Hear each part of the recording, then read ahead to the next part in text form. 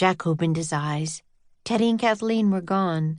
The warm air was filled with mist. Jack and Annie peered out the window together. The treehouse had landed in a tall tree with spreading branches. The mist was so thick they couldn't see anything around them, but Jack heard the caws of gulls and the swooshing of rolling waves. He smelled salt water and seaweed. "The ocean's out there, feel it?" said Annie. "I hear it and smell it," said Jack.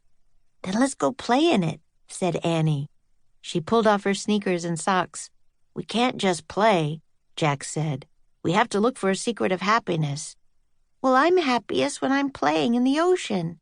Annie started down the rope ladder. "I'm sure our mission's harder than that," Jack thought. He took their library books out of his pack and replaced them with the deep sea book. "Hurry," said Annie. Jack put on his pack and started down after her. He stepped off the ladder onto the misty ground. "Come on," said Annie. Jack followed Annie toward the sounds of seabirds and waves. They walked through feathery ferns and climbed a sloping sand dune. When they rounded the top, Jack saw waves rolling onto a wide sandy beach, but the ocean itself was still shrouded in a gray haze. "Wow," said Annie. "Yeah," said Jack. "Come on, let's go in," Annie said. Jack and Annie hurried down the dune and ran toward the ocean. While Annie waded into the water, Jack stood at the edge and pulled out their research book. "Listen to this, Annie," he called. Jack read loudly. "Water covers 3/4 of our Earth. Most of the ocean is an enormous plain a little more than 2 miles deep. But some ocean trenches are more than 6 miles deep." "More than 6 miles?"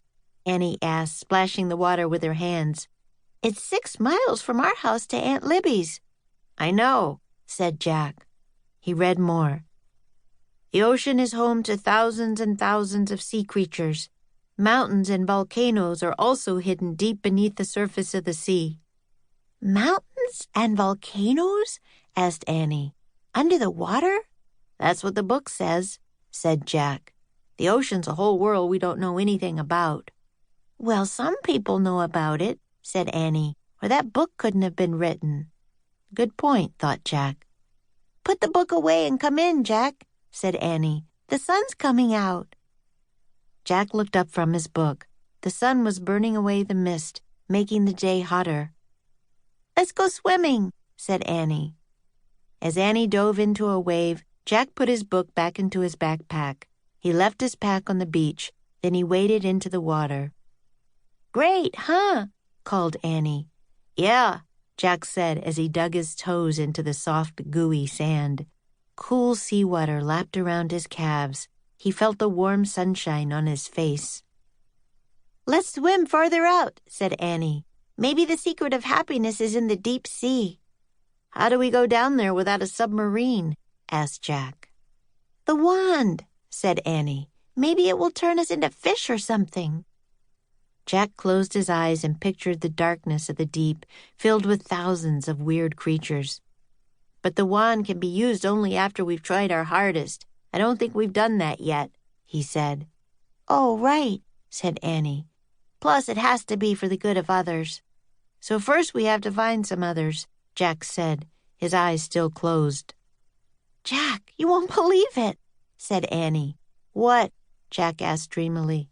"Take a look," said Annie. Jack sighed and opened his eyes. The mist had cleared a bit, and the day was becoming bright and hot. "I think we just found the others," said Annie. She pointed out to sea. Jack shaded his eyes and squinted. Through the wavy sunlight, he saw a large wooden ship with 3 tall masts. "Whoa," he breathed. "That's a ship from a long time ago." "Yeah. Remember when we ran into the pirate ship?" said Annie. "This ship looks the same, doesn't it?" "Oh, no," said Jack. "Pirates again?" "Look, a rowboat's leaving the ship," said Annie. "Oh, man," said Jack.